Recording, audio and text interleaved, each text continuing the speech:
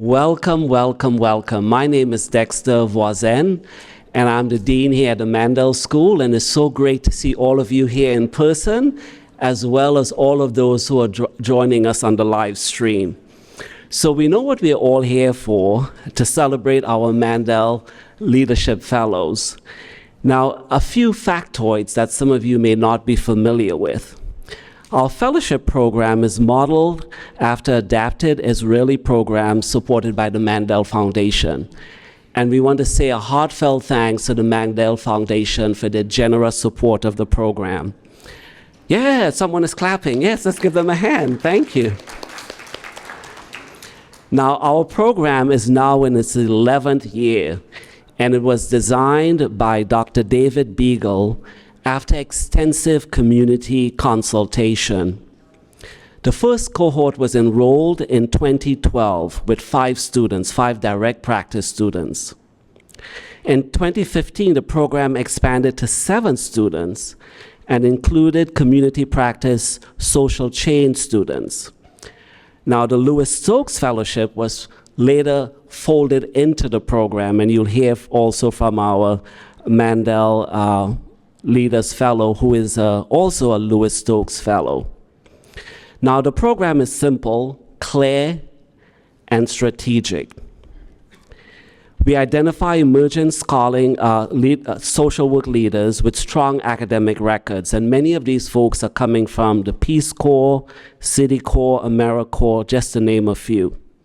So we're looking for the creme de la creme. Many of these students are applying to the top 10 schools of social work across the country. So it's a highly competitive field, and we want to make sure that they land here at the Mandel School. The program has a dual focus on leadership and evidence-based practice. Now, you're here to hear from the fellows, and I'd like to introduce you to Dr. David Hussey, who is the current director of the fellowship program. Please join me in welcoming Dr. Hussey.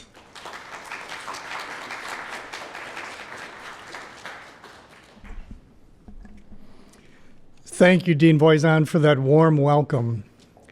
Lori Longs-Painter and I direct our 2 fellow programs. Lori directs the Child Welfare Fellows, and I direct the Mandel Leadership Fellows, who are supported by the ongoing generosity of the Mandel Foundation. We also would like to welcome all of you and extend a special welcome to our students, including our former fellows who are able to join us this evening. I ask the fellows who are joining us remotely to please add their names to the chat, and those who are present to please stand so that we could recognize you.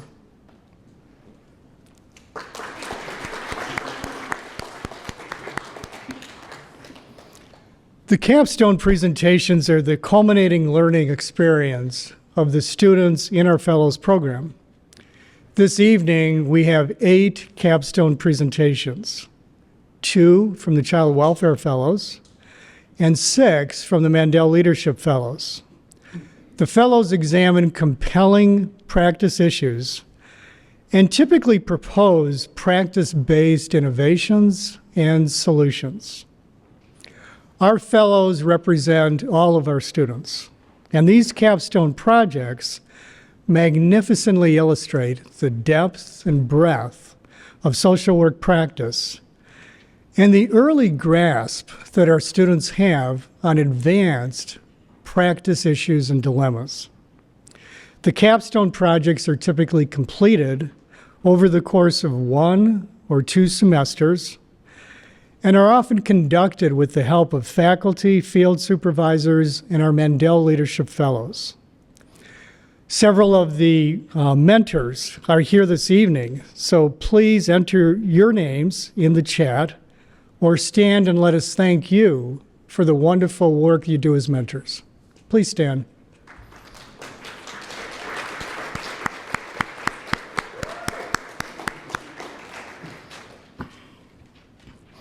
There are 2 components to this evening's session. The first is a brief, very tightly practiced 6-minute live stream presentation, and then the traditional poster session where attendees get to interact and ask questions of the fellows. In the chat, you will also see contact information for the fellows. Feel free to send them questions or comments, and they'll respond to you after the session. But not this evening, maybe tomorrow or the day after. Now I'd like to introduce our first presenter, Mr. Jesse Bassett.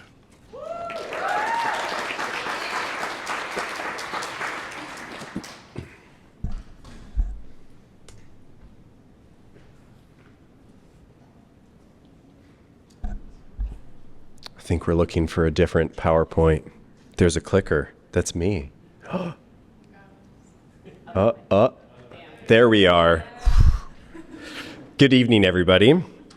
The title of my capstone project is Mind and Body, a case for augmenting physical activity in the treatment of PTSD. Post-traumatic stress disorder, also known as PTSD, is a pervasive and debilitating condition that affects approximately 5% of the U.S. population on an annual basis. PTSD is almost never an isolated event. More often than not, a variety of comorbid physical and mental health conditions accompany this diagnosis, including depression, anxiety, substance use disorder, suicidality, chronic pain, metabolic syndrome, cardiovascular disease, and type 2 diabetes. Those diagnosed with PTSD are also more likely to engage in health risk behaviors, including regular smoking, alcohol and drug abuse, and harmful levels of inactivity. Current treatment recommendations for PTSD often emphasize various forms of psychotherapy that utilize cognitive or top-down approaches. While such therapies are widely understood to be effective in the treatment of PTSD, many consumers are left with residual symptoms.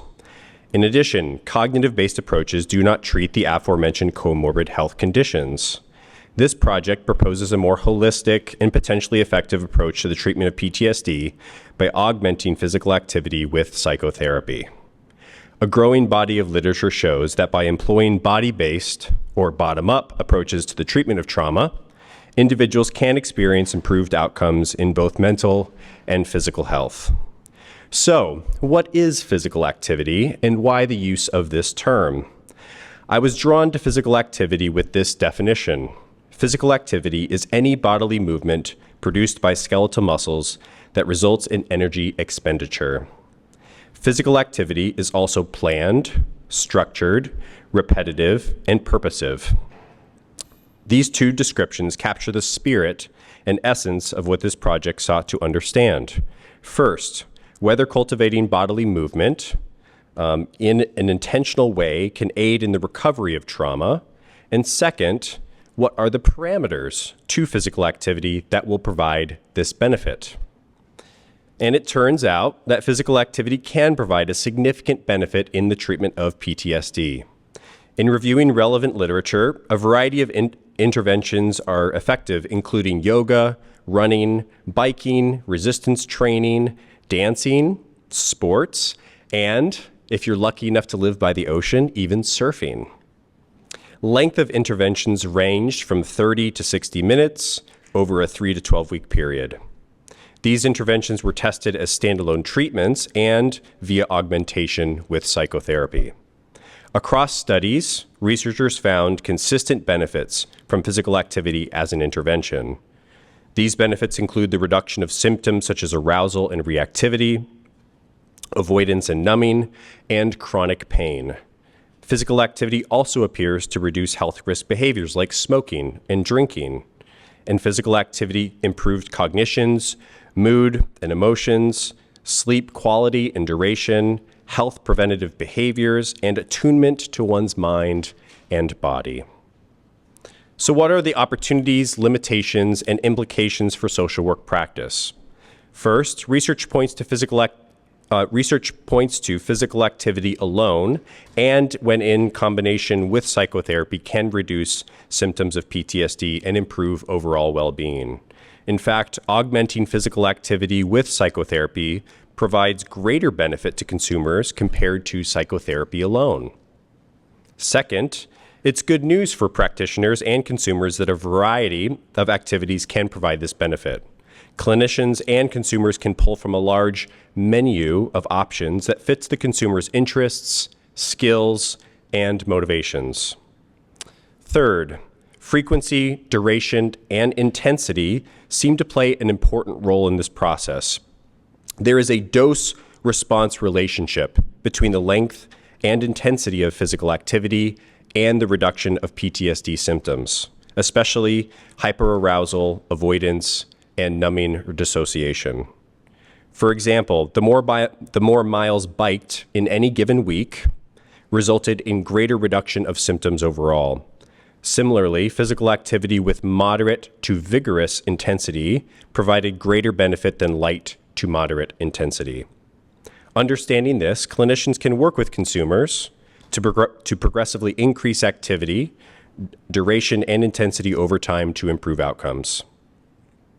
Finally, sequencing of physical activity might also influence outcomes.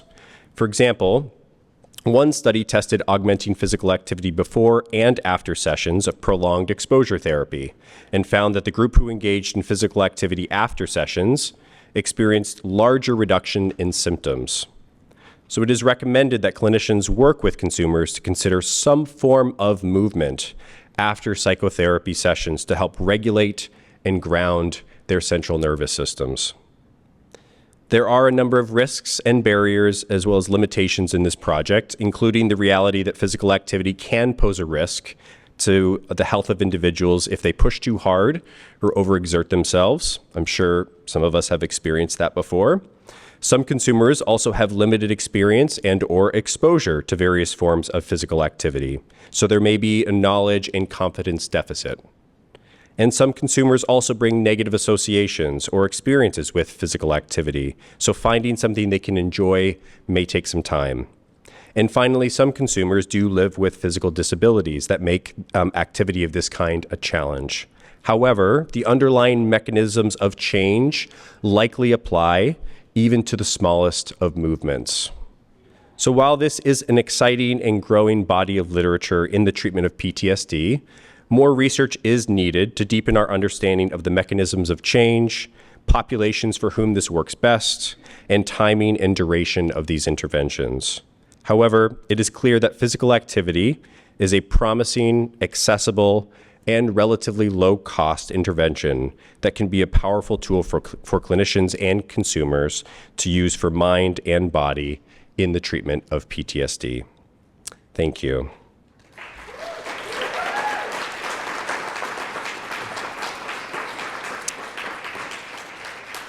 And our next presenter is Karen Eke.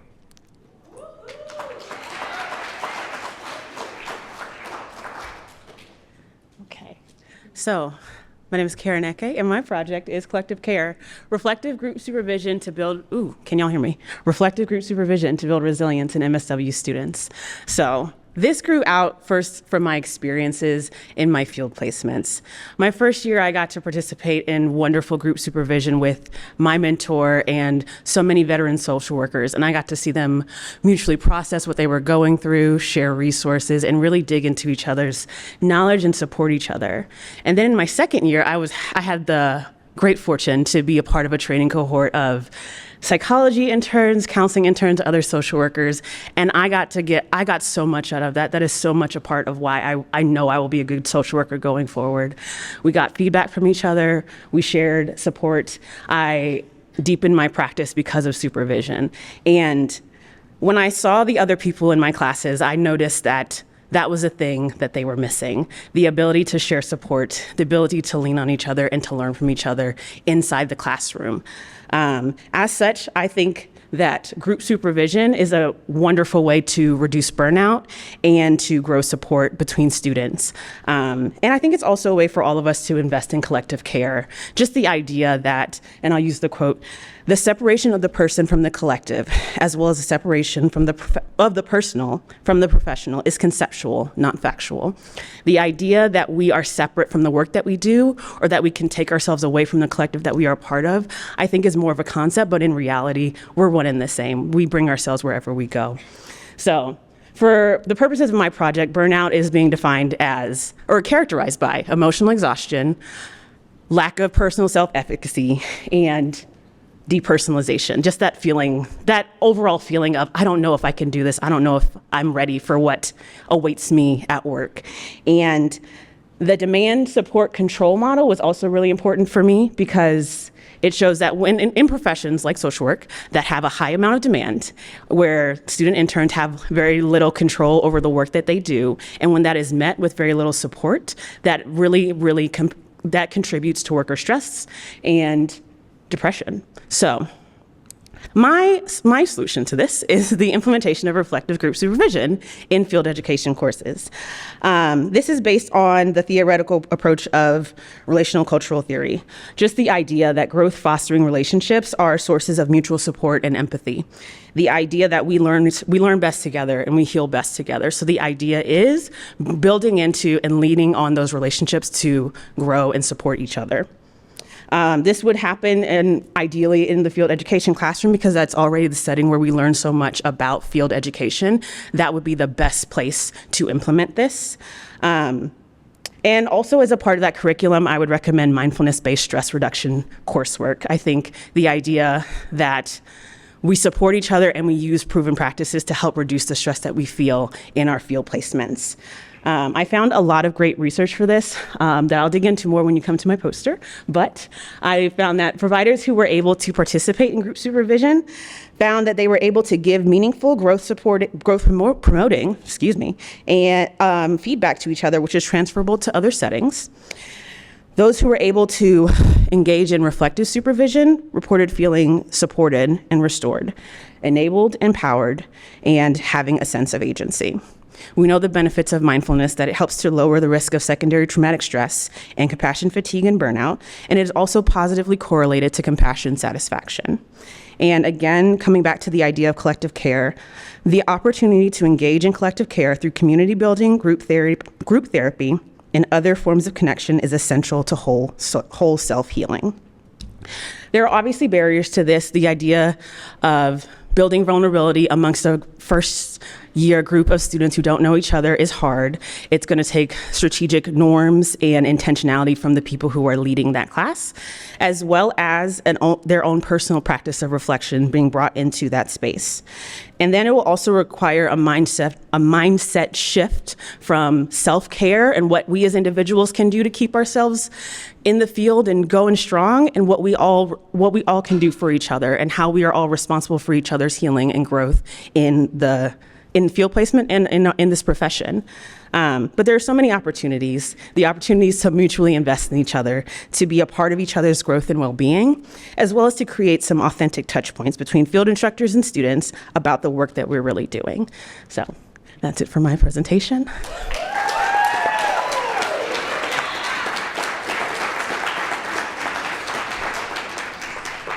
And next up, we have Brad Gowans.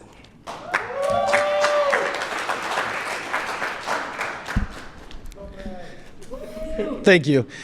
So the title of my presentation is an analysis of cost for children in therapeutic and residential out-of-home care for Wayne County. So I've been a caseworker and a supervisor for 6.5 years at Wayne County Children's Services. One of the things that I have identified as an increasing problem for our agency and other agencies like us who are funded by levies supported by residents of the county is that the rising cost to place a child, not just in foster care that is or foster homes that are licensed through our agency, but out-of-network care, therapeutic agencies, and residential placement. What I have also noticed is that since the passage of the Family First Prevention Services Act, which puts focus on early intervention, working with families, and also emphasizes the importance of placing children in relative and kinship homes whenever they are not able to remain in their home, that this is a big push in the state. It is a shift in culture and a shift in philosophy that has guided children's service agencies for a long time. However, as we are identifying, and I believe Wayne County does a wonderful job at identifying family members, relatives within the county and across the state. But what we have noticed is that while the heart and the intentions of the relatives are there, that they do want the placement of their kin, they lack the knowledge or the tools to be successful in understanding the trauma that these children have been through and understanding the behaviors that come along with this trauma. And so while Wayne County has been good at identifying relative and kinship placement, where we struggle, like many other counties, is that the disruption rate is still relatively high. And once a child disrupts from a kinship home, and with the limited number of agency licensed foster homes, our agency is forced to look at purchase care. And if we do if we look at the analysis of costs for a therapeutic foster home or residential placement, we find that in the fiscal year of 2021, just under $3.5 million, or 34% of our annual budget, was allocated towards out-of-network costs. In 2022, that cost went. The total amount of money spent was 37%. And so far, through 2023, we see that the numbers of bed days in a therapeutic foster home or residential placement are staying consistent with fiscal year 2022. We speculate that the cost will remain the same or increase over this year. So with a budget that is growing with a cost that is growing larger and a budget that is finite and set, I set out to kind of identify what I thought could be a help in maintaining placement of these children with their families. So what I propose as my recommended change is the creation of a new agency position. This is a position that would be a home-based, in-home support for relatives and kin. This would be a social worker licensed, ideally at the master's level, that they are trained and understand trauma and how it impacts development and behaviors that come with trauma. This training that they have obtained, this education that they have obtained, what they do is they will take that and work as a support to relative and kinship homes. They are part of what they will do is provide linkage to resources within the community for services that are identified that would help. They're also available to coach the parent or the caregivers in real time when they are struggling with a crisis or an area where they are unfamiliar with. Another important component is that this in-home supportive service person would begin working with the caregivers prior to placement so that they could help lay a foundational education of trauma and give them a realistic idea of what to expect, and then be there to help coach them in real time as well. And then lastly, they would also attend school meetings, IEP meetings about behavior concerns with the caregivers to be, again, a resource and a support, because so often the education and the knowledge that we have about trauma does not translate across other systems. And so having someone educated in this area to help support the caregivers would ensure that the child is being represented fairly and advocated for. So short-term goals for this is to strengthen and empower kinship caregivers and reduce the disruption rate from kinship homes. The long-term goal, ideally, is to reduce the cost of purchase care for Wayne County Children's Services. And hopefully, by identifying and implementing this, we can, again, help these children reduce trauma points and complex trauma that they already have from being involved in our system, and help foster their growth and keep them in their community and in their schools together. Thank you.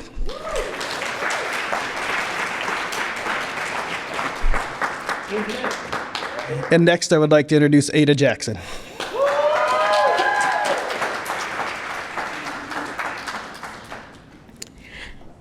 Okay, so I am really nervous, even though I've practiced this a million times. So I work at Cuyahoga County Children's Services in the Sex Abuse Investigation Unit.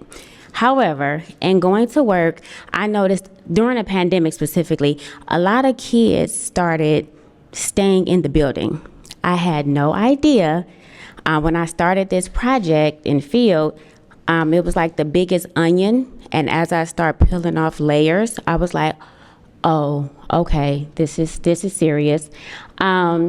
So like I said, I'm gonna discuss the placement crisis at Children's Services. Specifically, I work at the Jane Edna Hunter building, so that's what I witnessed every day. I did speak with, I don't know if anyone knows Attorney John Lawson. He's been with the agency forever. But I did speak with him, and he told me, I was like, how did we get here? Like, what was it like before the pandemic? And he went back to 1974. And children have been in the building since then, but they had the runaway shelter. So what I did was talk to other staff in the agency about like what's going on, why are there so many kids? Particularly what I noticed was that a lot of them were in the adolescent range and primarily African American. So something's up, something's not meshing. So in starting to ask questions, and I got, foster parents and networks are being unable to meet the behaviors of the kids. A lot of them have significant, aggressive, violent behavior issues and mental health issues. We talked about decreased bedding at the residential facility, and in the pandemic, one of the facilities completely closed. And so that was a barrier, as well as the decline in the community's resources. The effects from the pandemic in regards to placing was a lot of providers were not taking kids unless they got negative COVID results. So that included their length of stay at the agency. It appeared to me that the agency had a mass exodus of employees. I think the last number I heard was 220 was the highest, where we did not have employees.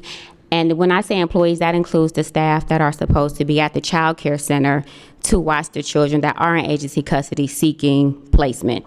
What has happened now, as recently as Friday, they sent an email out that regular workers, such as myself, have to sit in the child care room for 2 hours to supervise the kids because we just don't have the staff. And the demand, we're not meeting the need of the demand. As well as structural change. I don't know anybody has been to Jane Edna recently. There are now security locks, buzzes. You have to buzz in and out of every door. They have scanners in the front and in the back. It almost looks like a mini detention center. And that was not the purpose of Jane Edna. It was to be a resource center for families, not a mini DH. So some interventions that the agency has put in place in regards to this crisis that I would say went on an uptick at the height of the pandemic, was they have a partnership with Cleveland Christian Home for the T-Suites. However, those beds are roughly 8 to 10 and they maxed out relatively quickly. They also have a partnership with Family First Center, which comes and transports the kids to their facility, and then they bring them back to the building, but they are getting day programming there. Continuous recruitment efforts for foster parents, adoptive parents. I also think that kinship needs to be maybe revamped because a lot of parents with the cost of living increase cannot afford to care for an additional kid no matter how bad they want to. They do have the kinship dollars, but it does not seem like a sufficient amount of money to ask a family member to take on an extra person or two, especially siblings. They did create we call it Kids in the Building. We do have a Kids in the Building protocol, and I also put providing funding timely to providers because as I was doing this is like a continuing situation. A lot of articles have come out in Cleveland.com regarding this, so I'd had no idea how massive this was. So I often ask questions about the agency ongoing plan to reduce the length of stay of kids in the building. And there's minimum talk, and this is just me as the worker and looking at this, from the Juvenile Justice Center. A lot of times if kids are involved they'll give us what we call an intent to grant, and I can explain that later when you come over. But I asked, what is the Justice Center doing to help the agency alleviate some of these issues that they have with kids in the building? So I do have data. What I discovered in the midst of all this is how policy as the worker impacted my field. So I had to go through a lot of protocol that I was not aware of to get the data, because the agency has a policy that is a records request. So any data that I have, I had to get approval from the agency, and then we didn't have it electronically, so I only have a hard copy, and it could not be meshed on the PowerPoint because it was a PDF, and you can't extrapolate a PDF and put it on there. So I do have the data. So that big blank right there is where the data is supposed to be that I have right here. So if you come over, you'll be able to see the data that supports my observation of kids being in the building, specifically the adolescent teenage group that are in the building. So I do have that data. So yeah, just what's the ongoing, so the current plan, like I said, that they do have the T-suites and they do have the partnership with them. And then just the agency is continuing ongoing efforts, because this is a moving train that's going really fast, and the negative input from the media is not helping us to even alleviate a lot of these goals. So I encourage everyone to inquire about foster care, adoption, kinship, placement, and things of that nature. So that is the youth crisis placement in the agency. Oh. And next up is Michaela Jackson Smith.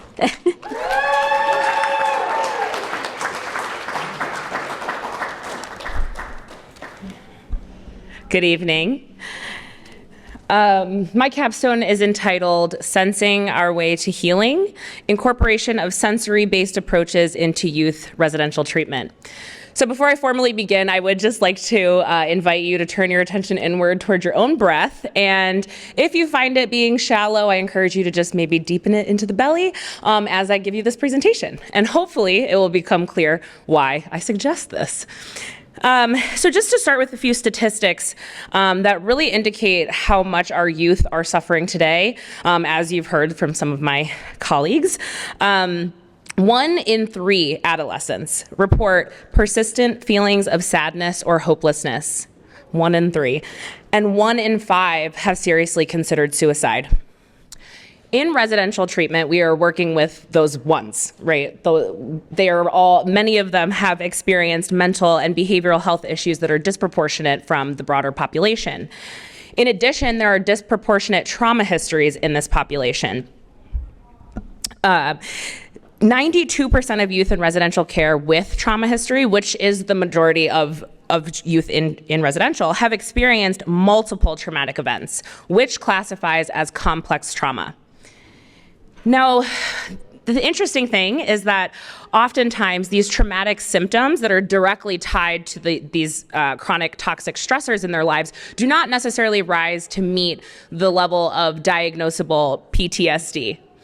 But what we're maybe missing without this reaching the diagnosable PTSD that is the only trauma diagnosis we currently have is the fact that many of the behaviors we see are actually surface level manifestations of a more deeply rooted issue. A neurodevelopmentally informed trauma lens helps us contextualize behaviors like suicidality, self-injury, aggression, impulsivity, substance abuse, and the list goes on. And it helps us to understand where we can actually target our efforts. So just to give you a little bit of background about how trauma impacts the brain, it does depend on when these traumatic events happen throughout development. In the earliest years, traumatic events impact the lowest regions of the brain, and they then result in a disorganization that makes the development of the higher regions of the brain responsible for thinking and using your cognition also potentially impacted. It then also, when chronic toxic stressors occur over time without sufficient time between those stressors for the system to return to baseline, it results in sensitization of the stress response system. So when you have this stress response sensitization, then any time that stressors, novelty, or evocative cues that are reminiscent of traumatic stimuli are introduced to the system, it flips the lid or takes away the cognitive availability. Now, why does this matter to us? Majority of the evidence-based practices with the widest research bases that are used in residential treatment and in general with youth today are cognitive-based, language-dominant treatments. So for these treatments to actually be effective, it requires this cognitive access to your thinking brain. So if your lid is flipped and you're highly dysregulated, how do we expect the content to actually go in? So I have a proposal, and my proposal is to directly target the dysregulation in the lower regions of the brain, targeting the nervous system through sensory-based approaches. What are sensory-based approaches? I have categorized them into 6 categories, including movement, rhythm, sound, touch and pressure, sights, tastes and smells, and breath or vibration. So by using more of these approaches, we can increase clients' own embodied capacity for self-regulation and thereby increase their cognitive availability, which will then increase the effectiveness of these evidence-based approaches like cognitive behavior therapy, psychoeducation, dialectical behavior therapy, et cetera. So these can be, I've proposed a few practice innovations as to how these approaches can be incorporated into residential treatment.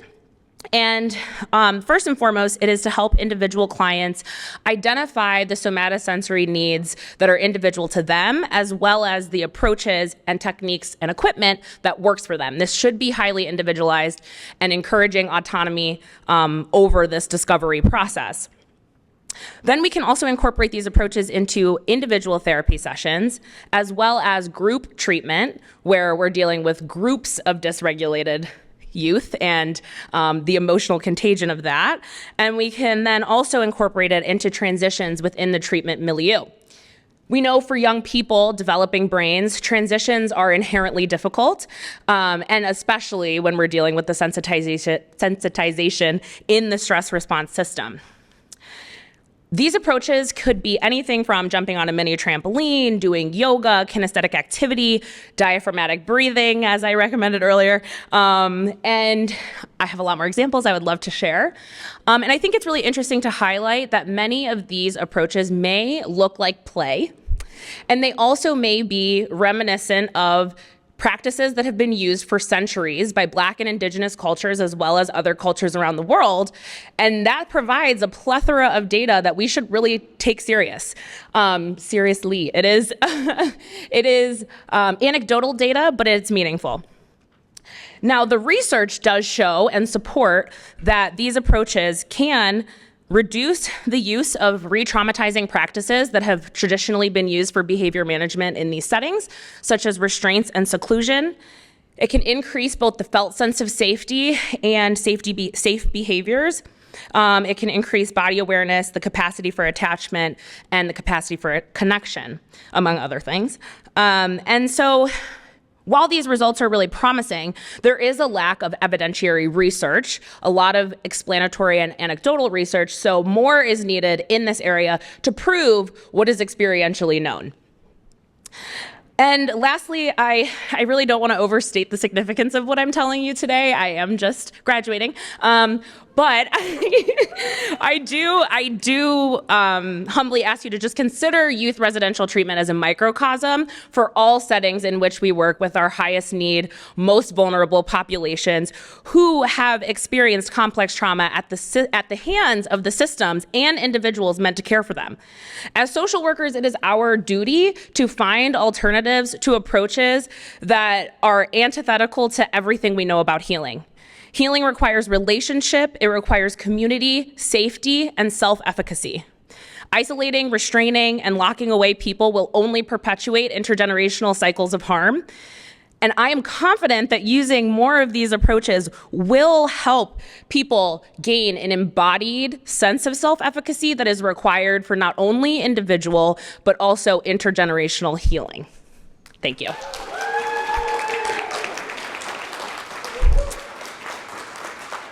Oh, wrong way. Oh, no, right way. Sorry. Okay, great. And next up is Anna Kleige.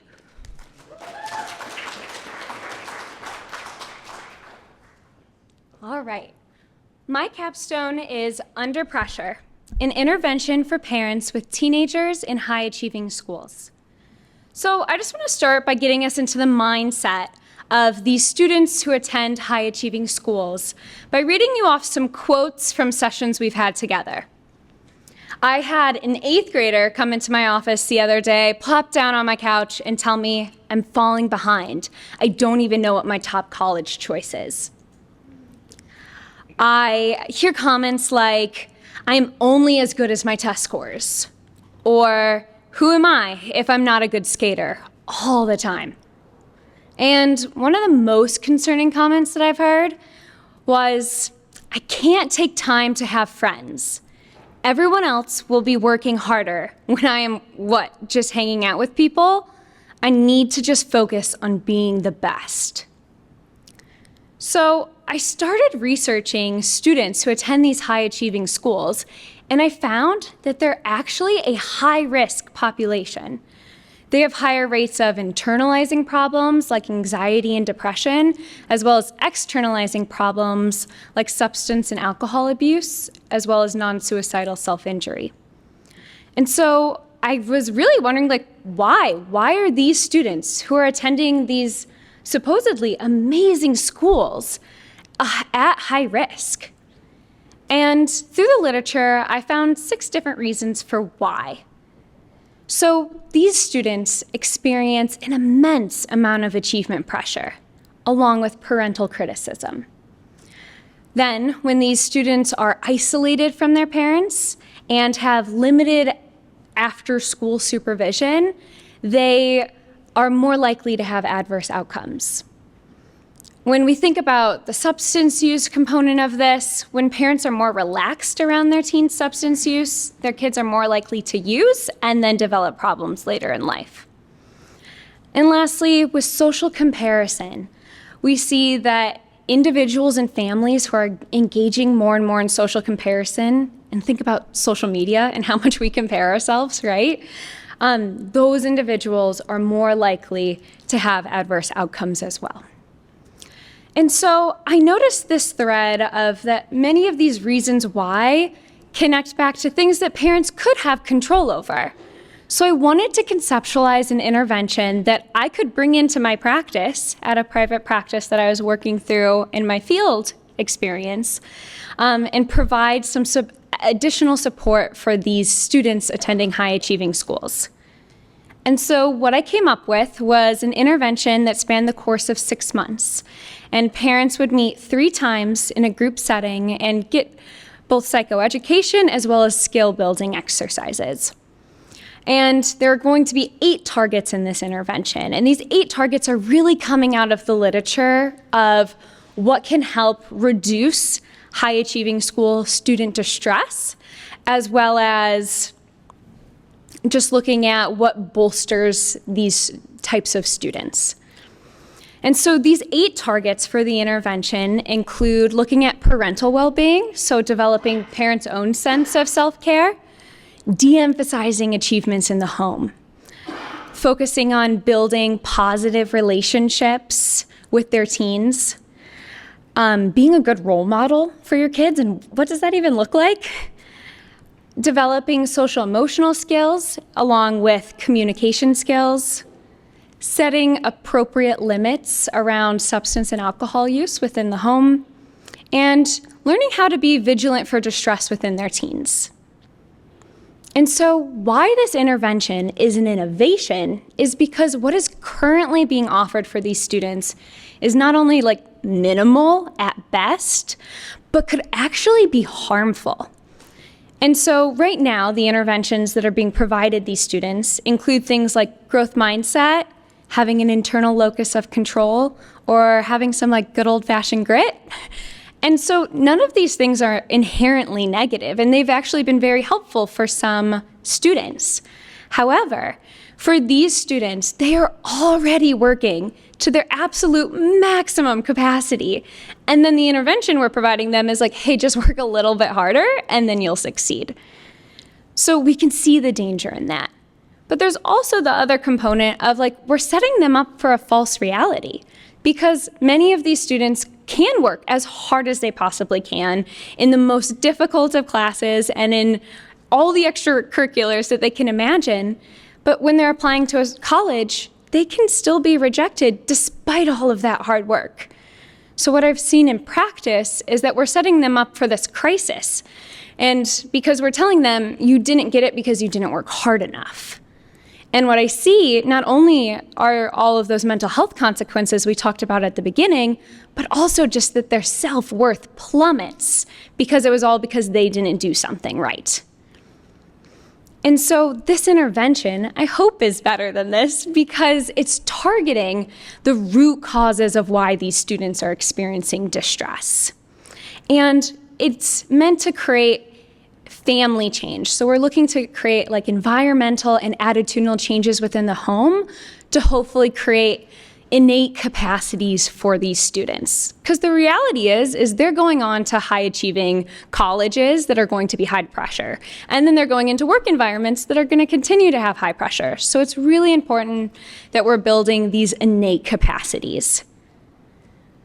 So I want to leave you with this. I have been going through the termination process with all of my clients, and part of that has been asking them what growth they've seen throughout their time in therapy. And I think one of my clients, who is a high-achieving school student, really got to the core of what this intervention is aiming to do. So when I asked like what growth they've seen in themselves throughout therapy, they shared with me, you know what? I think I finally realized that I am enough. Thank you.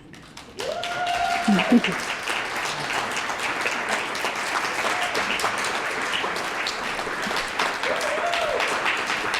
Thank you. All right, up next we have Jessica Mergel. Okay, Madam President. Oh boy, oh boy. I was waiting for that. All right. You're in for a bit of a topic shift, so just prepare yourself. The title of my capstone is More Than Shelter, The Benefits and Challenges of Diversion. So first, I want to lay the groundwork a little bit for how and why diversion programs have emerged in this country. So one, we know that there are disproportionate rates of mental health and substance use and trauma histories among our folks who are incarcerated across the U.S. And as such, jails and prisons have become the de facto behavioral health treatment facilities for adults. Recognizing that these are insufficient sites of treatment, in addition to a multitude of socio-political factors, such as deaths associated with the opioid crisis, as well as rising rates of incarceration over the last several decades, there's been a growing need and call for alternatives. One of the ways that this is manifested is in diversion programs. Across the U.S., the total count of programs is unknown, though it is upwards of over 600. The services provided, client population, and timing all vary as they've really grown out of an organic local community need. And one of those programs is right here in Cuyahoga County. I've had the pleasure of spending my last year doing my field placement there at Cuyahoga County Diversion Center, and I've really gotten an inside look into how we implement practices there. As it stands, the research is limited. Here and nationally, the implementation has really outpaced our research. And so what we know so far has really centered on this site of referral. So if you look at that sequence of care, we know a lot more about referral around diversion eligibility, so whether or not clients are eligible to be diverted away from arrest and jail, but not so much from the rest. And if you see from intake to linkage, that's all what happens within diversion centers themselves. So that's what I was really curious about, how we could really grow the evidence based around that. So we're following best practices and really growing our understanding of what works for clients. In particular, I'm curious about the linkage piece because our client population is really high need, both in behavioral health needs as well as having really limited access to basic needs such as housing. We know that linkage is really critical to ensuring that they're getting the care and support that they need out in the community, given that diversion programs like ours are short-term stay. So in terms of findings, I'd like to focus on two right now, but feel free to come to my poster and I'll talk to you more. The two I'd like to focus on are community partnerships and integrated treatment. Through my observations and research and interviews, I found that community partnerships are really essential to the success of diversion programs, both as sources of referral, so referring to diversion centers, but also for community linkage, right? So we need to have a healthy and robust behavioral health landscape in order for our clients to get the mental health, substance use, et cetera, treatment that they need once being discharged from diversion programs. And related to that, integrated treatment is really essential so that we're not separating out mental health and substance use. And we're also providing things like medication-assisted treatment, especially for things like high-risk opiate users. So moving on to recommendations, I first want to just state that diversion itself as a practice is innovative. There are amendments and recommendations we can start to follow in order to better serve our client population, but this is itself a new practice. The four that I've really kind of determined have to do with time, linkage, community, and research. So I think in terms of time, really increasing that allotted length of stay that clients are allowed in a short-term stay can really increase the rate of successful community linkage. Again, these are clients with really significant and chronic needs, and developing more formal and robust partnerships can allow for successful community linkage. The folks are getting the care that they need out in the community. And in order to mitigate that drop-off that sometimes occurs after discharge and between successful service provision, we can employ folks like peer support specialists out in the community to do research so we can help address those gaps. And finally, more research is needed, both here and nationally, and something that really prioritizes the client voice so that we can help address those gaps that are occurring. To close, almost there. I'd like to bring your attention to the fact that incarcerated individuals have an average of 5 adverse childhood experiences. That's in comparison to the general population, 60% of whom have experienced 1 in their lifetime. This is a client population that has experienced significant interpersonal, systemic, and historical trauma, and has experienced the compounding effects of those over the span of decades.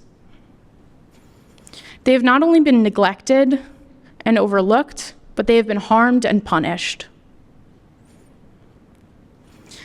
We as social workers and as a profession attuned to the impact of the environment on the person not only have the duty, but the power to break those cycles of harm and trauma, and instead rebuild and reimagine systems of care that provide treatment, services, and support to clients we know that they're deserving of. Thank you.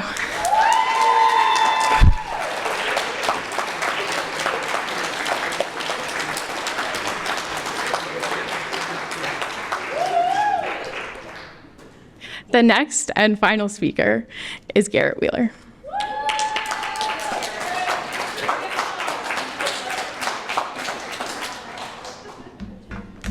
All right, can you hear me all right? Okay. So for my capstone project, I looked at the impact of mentorship programs. This topic grew out of involvement with College Now. As an intern at Beachbrook, I provide mental health services to young adults who participated in College Now's mentoring program. College Now is the oldest and largest college access organization in Ohio. And in 2011, College Now developed a mentorship program to improve college completion rates.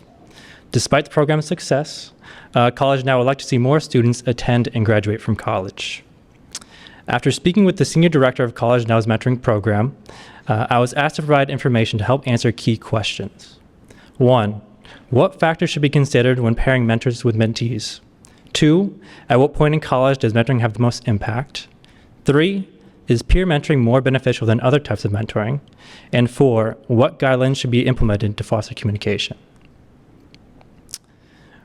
With regards to the first question, matching mentors and mentees based on certain personality characteristics increased psychosocial support received. These qualities include openness to experience, conscientiousness, and emotional intelligence. Openness to experience refers to intellectual curiosity and sensitivity. When mentors scored high in openness to experience, mentees reap the most benefits. Conscientiousness relates to self-discipline, organization, and persistence. Congruence and conscientiousness improved relationship outcomes.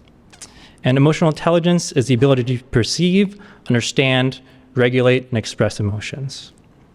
Mentors with high emotional intelligence were better able to establish trust with mentees, which positively affected the quality of mentoring. And another factor to consider is the commitment level of mentors. Organizations can improve the commitment of mentors by setting clear expectations, providing mentors with pre-match training, and considering mentors' preferences in selecting a mentee. In terms of timing and impact, mentoring was most beneficial for first-year students. The transition to college is particularly challenging as students must adjust to a completely new environment. Support for first-year students should focus on mental well-being. For those getting ready to graduate, however, career development is more applicable. I also reviewed a study which examined timing and impact of different types of mentors on academic success. Mentors were categorized according to their affiliation to mentees, so community mentors, teacher mentors, friend mentors, and kin mentors. Teacher mentors had the most impact on educational attainment of adult mentees, and community mentors were most influential during childhood and early adolescence. Peer mentoring is supported by student integration theory, which suggests that students are less likely to drop out when they're involved on campus. Peer mentors are best suited to facilitate social integration. Nevertheless, peer mentoring produced inconsistent results with regards to grades and college withdrawal. First-year college students who participated in peer mentoring programs had slightly higher GPAs than control groups.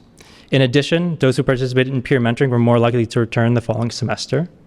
These findings, however, were not statistically significant, and the effects of peer mentoring diminished after the first year of college. With regards to communication guidelines, I was unable to find much information. This may be due to the proprietary nature of mentoring curricula. It is evident, however, that time spent between dyads improves outcomes. In general, research on mentoring is complicated by inconsistent definitions of mentoring.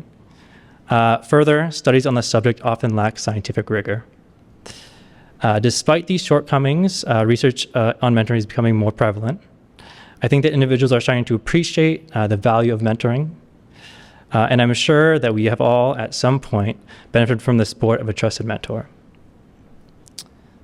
This concludes the live stream portion of the Capstone presentations.